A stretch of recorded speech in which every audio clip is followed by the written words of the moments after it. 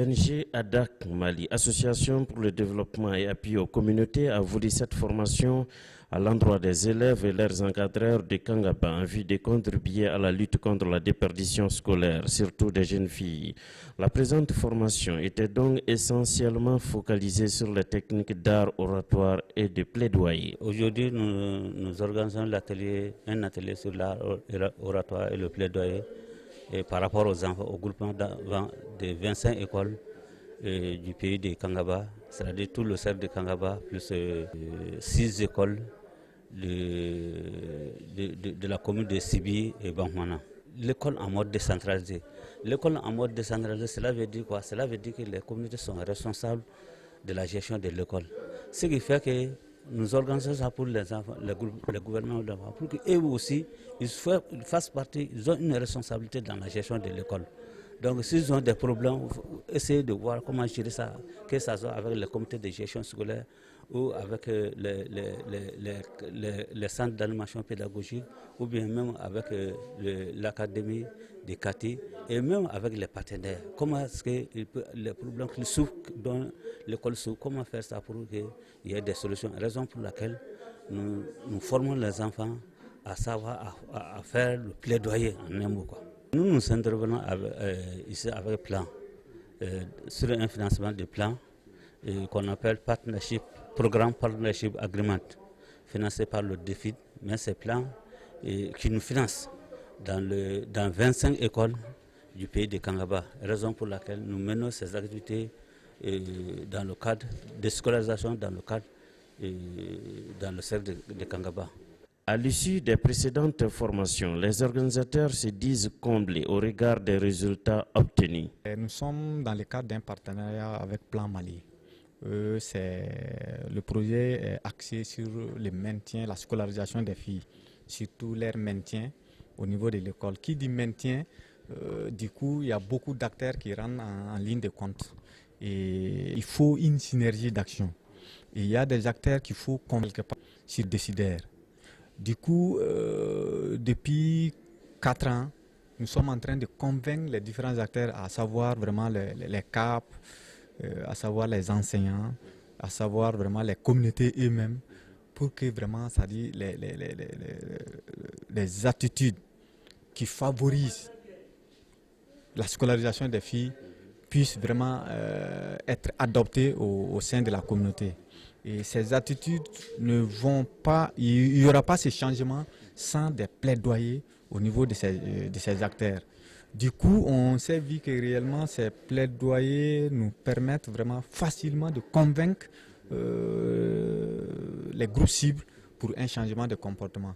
D'où la nécessité vraiment d'impliquer les enfants dans les plaidoyers pour que il y a aussi un constat, il est plus facile quand même que les enfants convainquent vraiment leurs parents par rapport à des comportements tels que le mariage précoce, par rapport à des comportements tels que vraiment la fréquentation des placères par les filles, par rapport à des comportements tels que le châtiment corporel.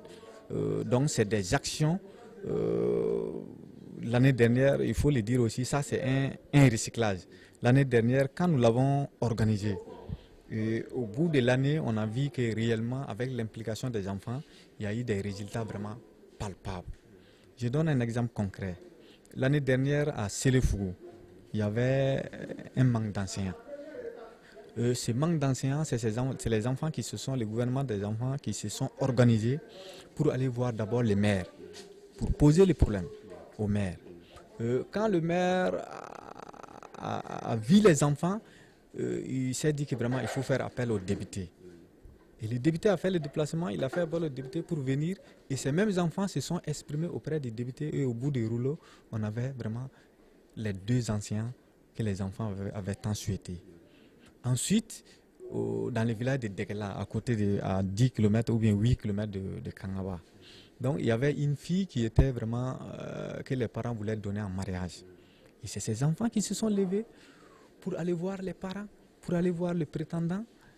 Ensuite, la fille en question venait d'un autre village à Balanzan et la fille était confiée à quelqu'un à Degla qui voulait la donner en mariage. les enfants ont fait le déplacement pour aller voir les vrais parents de la dame, de la fille, et ensuite la famille du mari, pour ensemble chercher une solution. Et au bout du rouleau, la fille a été maintenue à l'école et aujourd'hui, elle a le DF. Très satisfait vraiment. Et c'est là qu'il faut remercier tous les acteurs, à passer par les CAP, les partenaires financiers qui est Plan Mali, les organisations communautaires vraiment à la base, telles que les CGS, les AME et surtout les grands-mères et les gouvernements d'enfants, qu'il faut beaucoup remercier. La suite, je crois que vraiment je suis optimiste. On va continuer à mobiliser les enfants pour qu'ils puissent vraiment plaider pour vraiment une amélioration vraiment de leurs conditions d'apprentissage au niveau de l'école. Les autorités scolaires de la localité Kangaba apprécient l'initiative de ADAC Mali. En fait, moi je suis très ravie par rapport à cette formation du gouvernement d'enfants. Parce que inviter les enfants à former un gouvernement, ça veut dire que c'est les former vraiment à aider l'école, à les responsabiliser, afin vraiment qu'ils puissent nous aider. Moi, étant la chargée de la scolarisation des filles depuis longtemps, ce gouvernement, depuis sa mise à place jusqu'à aujourd'hui, nous a aidés à affronter beaucoup de difficultés. D'abord, par rapport au problème des placères. Les jeunes filles, par exemple, les filles de la 7e, 8e année, qui quittaient l'école pour aller aux placères. Donc, une fois le gouvernement d'enfants imprégné de la situation, a rencontré au directeur d'école.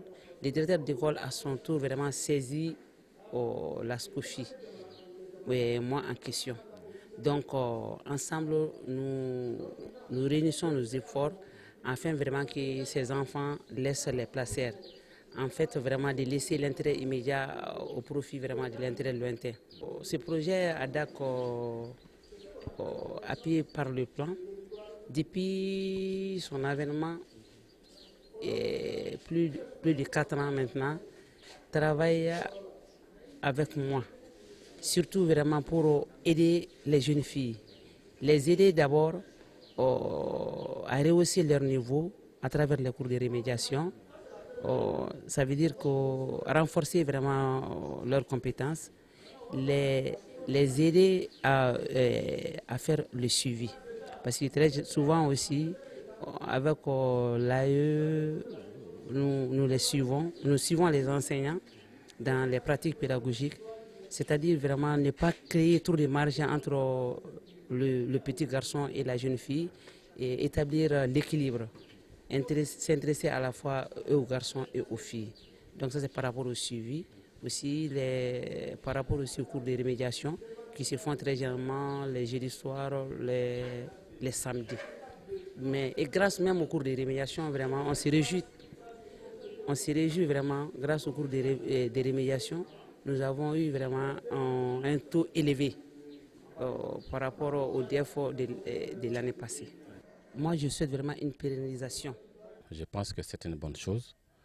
À travers cette formation, alors nos enfants, ils ont compris ce que c'est, que alors le gouvernement des enfants, les enfants savent s'exprimer, les enfants savent monter des projets, les enfants savent revendiquer. Et à travers ADAC, vraiment nos enfants, ils se débrouillent bien.